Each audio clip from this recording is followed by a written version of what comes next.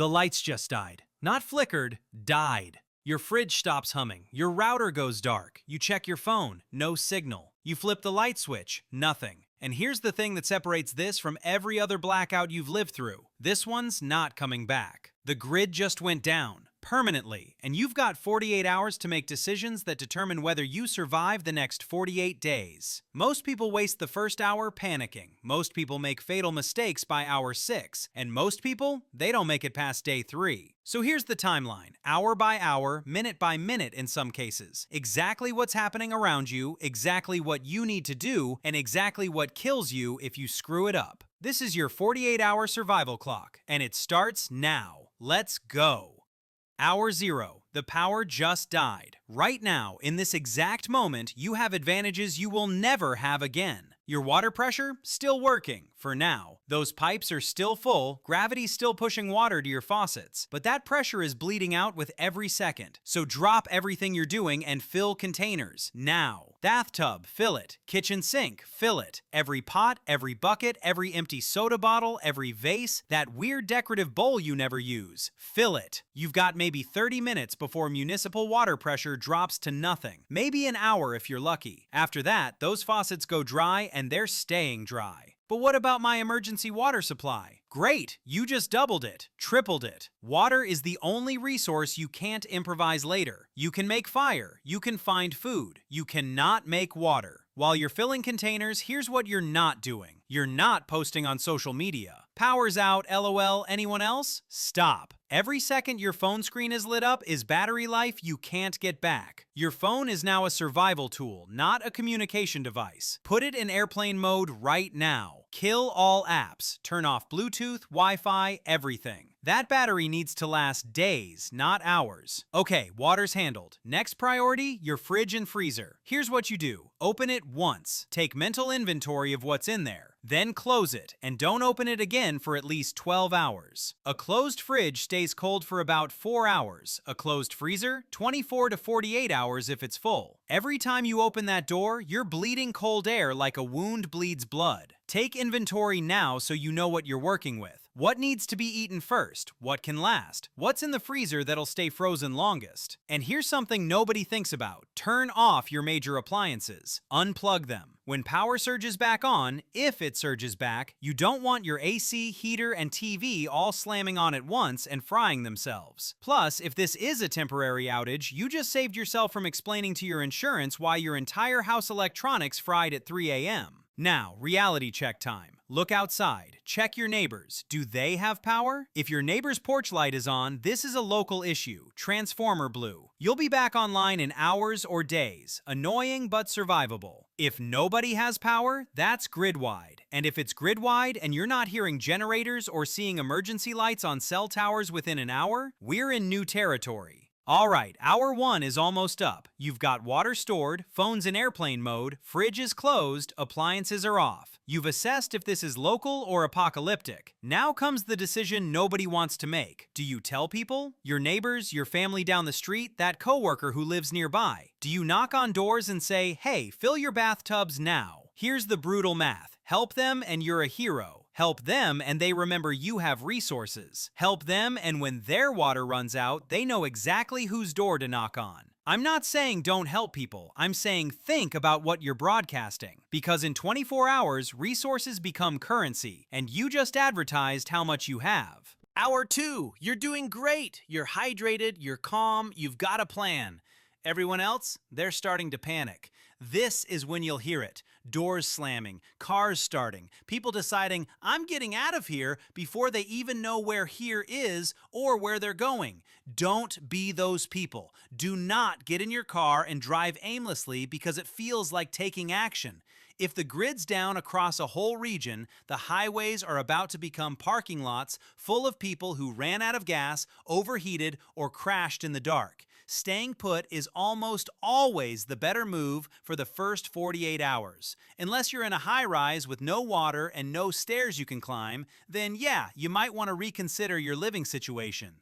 Hour 3, hour 4, this is when your fridge situation becomes critical. That cold air, it's been slowly leaking for hours now. Time to eat. Milk, meat, eggs, anything perishable that won't last another 12 hours, cook it now if you can, eat it if you can't. Got a gas stove? Congratulations, you can still cook. Got an electric stove? Time to get creative. Camping stove, grill outside, candles under a metal pot, fire in the backyard. There are options. But do not cook indoors with a charcoal grill or gas-powered generator. Carbon monoxide doesn't care about your survival plan. It'll kill you faster than hunger will. Hour 6. This is when the sun goes down, if you're unlucky enough for this to happen in the evening. Darkness is different when it's total darkness. No street lights, no porch lights, no glow from the neighbor's TV, just black. This is why you found your flashlights in hour 1, right? Candles, headlamps, glow sticks if you've got kids and you need to keep them calm. Candles are great for light, terrible for safety. Never leave them unattended. Never sleep with one burning. House fires don't care that the grid is down. And here's a move most people don't think about. Consolidate your living space. Pick one room. Move everyone into it. Close the doors to the rest of the house. Smaller space equals easier to heat or cool with body warmth, less area to light, more efficient use of resources. You're not trying to keep the whole house comfortable, you're trying to keep yourselves comfortable. Hour 6 is also when you start seeing what your neighbors are really like. Some people knock and ask if you need help. Some people knock and ask if you can help them. And some people, they're checking who's home and who's not. Lock your doors, all of them, windows too. You're not being paranoid, you're being realistic. Hour 12. You made it through half a day. If this started in the morning, you're now facing your first night. If it started at night, you're waking up to your first full day without power. Either way, this is when it gets real. Sleep is about to become complicated. You can't just pass out for 8 hours and hope everything's fine. Not anymore. This is where you set up shifts. If you're with family or roommates, someone stays awake while others sleep. 2-hour shifts. Rotate. Keep watch. Watch for what? Everything. Fires, break-ins, someone trying to siphon gas from your car, people figuring out which houses are occupied and which ones aren't. If you're alone, you sleep light.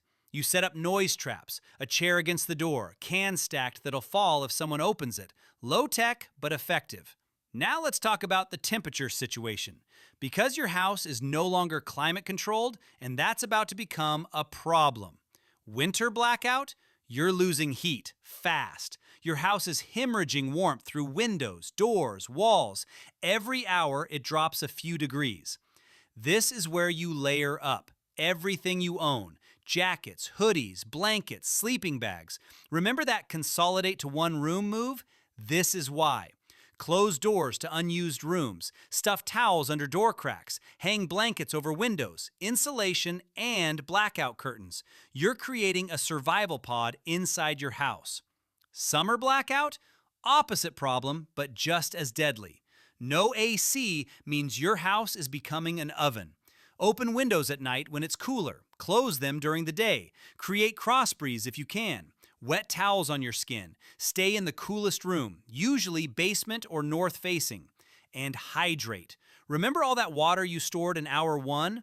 This is why. You're going to sweat a lot. Here's what kills people during the first night. They don't take temperature seriously. They think, I'll tough it out. Hypothermia doesn't care about your toughness. Heat stroke doesn't care about your pride. Your body has limits. Respect them. Hour 12 is also when information becomes critical. You need to know what's happening beyond your block. If you've got a battery-powered radio or a hand crank emergency radio, now is when you use it. Scan for emergency broadcasts. NOAA weather radio. AM stations that might still be transmitting. Information tells you, is this local, regional, national? Is help coming? Should you stay or move? Are there emergency shelters opening? No information? Then you assume the worst and plan accordingly. Better to be over-prepared for nothing than under-prepared for everything. Hour 24. You made it a full day. That's legitimately impressive. Day 2 is where things get harder. Your fridge food? It's going bad. Not might go bad, it's going bad. The freezer's holding on, but barely. You've got maybe another 12 to 24 hours before that's compromised too. Time to make decisions. What can you cook and eat now? What can you preserve? What do you throw out before it becomes a biohazard? And yes, you throw it out, not in your kitchen trash where it'll rot and smell, outside, away from your house. Animals and smell are about to become your problem if you don't handle this now. This is also when you realize exactly how much you rely on refrigeration. Leftovers? Gone. Meal prep? Gone. That gallon of milk? Science experiment. Let's talk about water again, because by hour 24, you should be taking inventory. How much did you store? How many people are drinking it? What's your burn rate? Average person needs about a gallon a day, half for drinking, half for sanitation and cooking. Family of 4, 4 gallons a day minimum. Do the math. If you stored 30 gallons in hour 1, you've got 7 to 8 days max. After that, you're finding new sources or you're in serious trouble. This is where people start looking at pools, hot tubs, water heaters. That water heater in your basement, it holds 40 to 80 gallons. You can drain it from the bottom valve. That's emergency drinking water if you boil it first. Pool water, not for drinking. Even with chemicals removed, don't risk it. But for flushing toilets, washing hands, cleaning, absolutely. Stretch your clean water by using pool water for everything non-consumption. Hour 24 is also when the sanitation issue becomes urgent. Your toilets don't flush anymore, or they flush once with whatever water was left in the tank and then they're done. No water pressure equals no refill. Energized instructional. You've got options. Fill the tank manually with your stored water, or stop using the toilet entirely and switch to a bucket system. Bucket with a trash bag liner. Add kitty litter or sawdust after each use to control smell. Seal it. Dispose of it outside, away from your living area. It's gross. It's undignified. It keeps you from getting sick. Welcome to collapse sanitation. Your ancestors did this. You can too. What kills people on day 2? Dehydration, food poisoning from eating bad fridge food, carbon monoxide from using generators indoors, and violence. Let's talk about that last one. By day 2, people are getting desperate. The initial, we're all in this together vibe, it's wearing thin. This is when you hear shouting, breaking glass, car alarms. Some people are trying to help each other. Other people are helping themselves to each other. Your job is to be invisible. Lights off at night, or minimal lights that don't broadcast, "We have resources." No loud generators advertising, "We have gas." No cooking smells that tell everyone, "We have food." You're not hiding because you're scared. You're minimizing risk because you're smart. Hour 36. You're in the home stretch of your first 48 hours. You're tired. You're uncomfortable, but you're alive. Now comes the decision that defines everything next. Do you stay or do you go? If the power is still not back by hour 36, this isn't a temporary outage. This is infrastructure failure. Maybe EMP, maybe cyber attack, maybe cascading grid collapse. Doesn't matter why, matters what you do next. Staying means you're committing to long-term survival at this location. You need water sources, food that lasts, security, heat or cooling solutions, community or isolation. Leaving means you're abandoning shelter and known resources for unknown conditions. Roads might be blocked. Gas might be unavailable. Where are you even going? Here's the brutal truth. Most people who leave in the first 48 hours make things worse for themselves. They get stuck on highways, run out of gas, end up in worse shape than if they'd stayed. Unless you have a specific destination, a family member in a rural area, a bug-out location you prepped, a plan that's better than staying put. If you don't have that, stay, hunker down, make your home your fortress. Hour 48, you made it.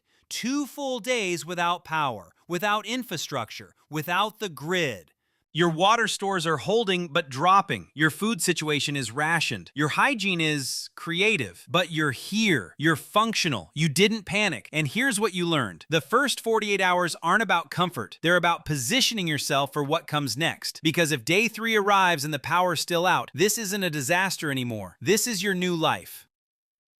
Let's talk about what actually kills people in the first 48 hours, because it's not what you think. Number 1 killer, dehydration. Not starvation, not cold, not violence, dehydration. People don't take water seriously. They drink their stored water too fast. They sweat in the heat. They don't realize how quickly the body breaks down without hydration. 3 days without water and you're done. You can last 3 weeks without food. Weeks. But water, 3 days. That's your window. Number 2, carbon monoxide poisoning. People get cold. People get desperate. People bring the grill inside. They run the generator in the garage with the door closed. They use the gas oven to heat the house. Carbon monoxide is invisible, odorless. You just get sleepy, and then you don't wake up. Any combustion device indoors equals carbon monoxide risk. Grills, generators, propane heaters without proper ventilation. Don't do it. Number 3, hypothermia or heat stroke. Your house loses temperature control and your body follows. Cold kills through hypothermia, heat kills through heat stroke. Both are preventable if you take them seriously from hour 1. Layer up, create insulated spaces, hydrate constantly in heat. Don't tough it out. Your body doesn't care about your pride. Number 4, food poisoning. That chicken in the fridge, it's been at room temp for 18 hours. It looks fine. It smells okay. Throw it out. Don't gamble. Food poisoning in a grid down scenario with no hospitals is a death sentence. When in doubt, throw it out. Your life is worth more than leftover chicken. Number 5, violence.